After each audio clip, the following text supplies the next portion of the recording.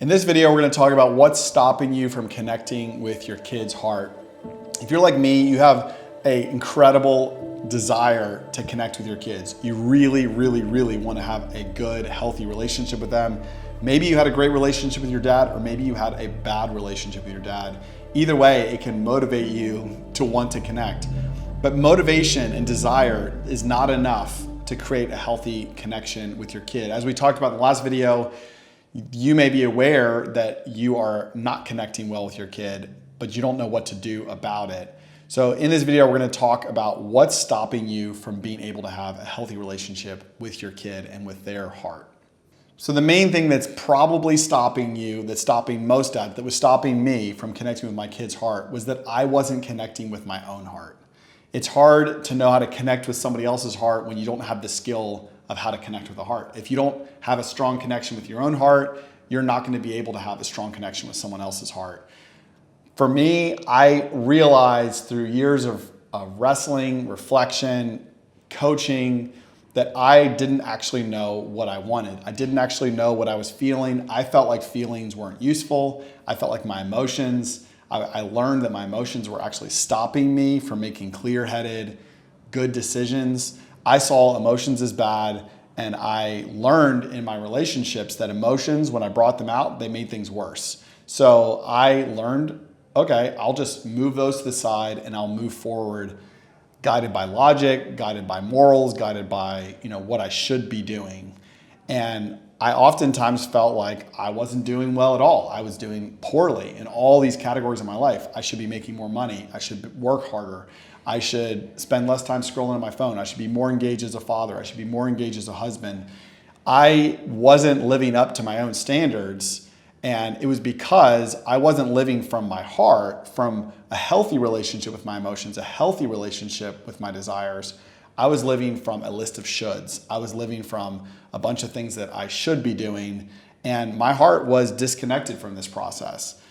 My heart was not engaged. So I was not able to wake up and live from who I am as a person from my heart. I was instead living the way I felt I should live, doing what I thought was right. This was a clear sign that I didn't realize at the time that I wasn't connected with my heart, that I wasn't aware of how to live from desire. I was living from guilt. I was living from ideals, from morals, instead of living from my heart. Now, the idea of living from your heart may seem crazy to you and may seem like, okay, if I start to live from my heart, I'm not going to be a responsible person. I'm not going to get things done. I'm going to start making poor decisions. There is obviously a bad way to live from your heart. There's a bad way to follow your emotions, which is the other side of the problem. But in the end, you actually need to learn how to navigate your emotions well, recognize where they are, learn how to respond to them, engage them, and align your emotions back into your values, back into your morals, back into your beliefs, so that you can bring your heart along on this meaningful decision journey that's called life. If you aren't connecting with your kid's heart, it's probably because you're not connecting with your own heart. And the key understanding here in this process is recognizing that you can't make it further on this journey unless you're willing to start to connect with yourself, unless you're willing to do some work. And for you, maybe you've spent 10, 20 years shutting your heart down, learning how to operate without your heart, and it's led to leaks in your heart. Like for me, the leaks were anger, the leaks were constant social media addiction, an inability to be present in a room and feel like I could just be myself. And that was the cost of being disconnected from my heart. But the greatest cost that actually led me to realize I've got to wrestle at my heart, I've got to understand what's going on here, was that I wasn't able to connect with my kids. So if you're struggling with that connection with your kids, the starting point, the problem is actually connecting with yourself and is recognizing that as difficult as emotions are at times, they're more difficult if we ignore them. They don't go away. Our hearts don't stop beating. Our hearts don't stop longing and desiring and feeling. The more we shut it down, the more it leaks out sideways. So the problem, the reason that you're not connecting with your kid's heart is not because they don't want a connection with you, and it's not because you don't want a connection with them. It's actually because when they bring their heart to you, You say, let's shut that down. Let me teach you how to respond to your emotions. And if you've responded poorly to your own, you're going to respond poorly to theirs. And they might get on board. They might decide, I'm going to do what my dad does and learn from you how to be disconnected. So now they're in the room with you. Maybe they respect you. Maybe they look up to you. But the connection is shallow because they're not able to be themselves and you're not able to be yourself. So there's not a connection there. Or your kid might be saying, I'm still going to live from my heart. I can't disconnect from my emotions. So I guess I just won't have that kind of connection with my dad. I guess I just won't go there with my dad.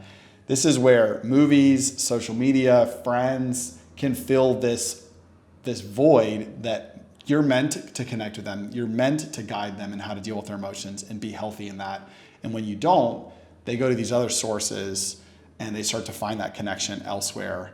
The reality, whether you think emotions are good or bad, whether you think they're worth engaging or not, whether you spend time engaging with what you're feeling or don't, it is driving your life and it is driving your kids' lives. And if you aren't able to engage your emotions, if you aren't able to engage your heart, your feelings, then they are going to become way more dangerous, way more powerful, and have much stronger impact on you.